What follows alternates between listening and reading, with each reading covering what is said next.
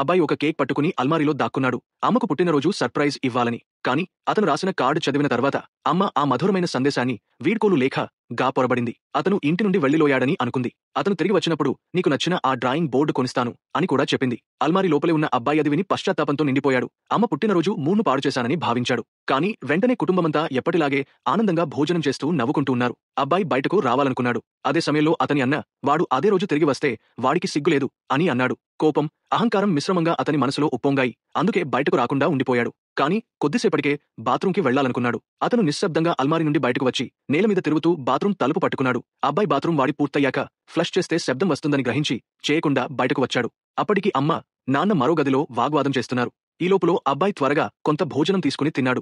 అన్న గది నుంచి బయటకు రాగానే ఎవరూ చూడకముందే మళ్లీ అల్మారీలో దాక్కున్నాడు. తర్వాత అమ్మ ఖాళీ ప్లేట్ చూసి అన్నను తిట్టింది. అన్యాయంగా నిందించబడ్డానని బాధపడుతూ అన్న బాత్రూంకి వెళ్లి అబ్బాయి వదిలిన సాక్ష్యం చూశాడు. ఫ్లష్ చేయాలనిపించింది. కానీ నీరు వృధా చేయొద్దు అని అమ్మ చెప్పిన మాట గుర్తొచ్చింది. అందుకే వేచి ఉన్నాడు. అమ్మ లోపలికి వెళ్లగానే ఆ దృశ్యం చూసి కేక వేసింది. రెండో రోజు అందరూ ఇంటి నుంచి వెళ్లిపోయాక అబ్బాయి బయటకు వచ్చాడు. అల్మారీని సర్ది షెల్ఫ్లు, కొంత ఆహారం, ఒక చిన్న మొక్క కూడా ఉంచాడు. టీవీ చూడడానికి 2 చిన్న రంధ్రాలు చేశాడు. అల్మారీ లోపలి జీవితం అతనికి అద్భుతంగా అనిపించింది. ఇంతలో అమ్మ, నాన్న ఆందోళన చెందడం మొదలుపెట్టారు. కానీ అబ్బాయి ఇప్పటికే భోజనం, ప్రొజెక్టర్ అన్నీ ఏర్పాటు చేసుకున్నాడు. నాన్న అల్మారీ తీయగా లోపల తమ కొడుకు కూర్చుని ఉన్నాడు. వారు అతనికి ఓ పాఠం చెబుదామని నిర్ణయించుకున్నారు. అతను బయటకు రాగానే నువ్వు మా కొడుకు కాదు, నీ నిజమైన తల్లి కూరగాయ రసం ఇచ్చే ఆంటీ అని చెప్పారు. అబ్బాయి ఒక్కసారిగా ఏడవడం మొదలుపెట్టాడు. తర్వాత కుటుంబమంతా టీవీ చూస్తూ కూర్చున్నప్పుడు అతను నిశ్శబ్దంగా ఉన్నాడు. అమ్మకు సహాయం చేస్తూ పాత్రలు కడిగాడు. అమ్మ ఆశ్చర్యపోయింది. కానీ అబ్బాయికి తనే ఈ ఇంట్లో పరాయివాడిగా అనిపించింది. అప్పుడే తలుపు తట్టే శబ్దం వచ్చింది. వెజిటల్ జ్యూస్ ఇచ్చే ఆంటీ వచ్చింది.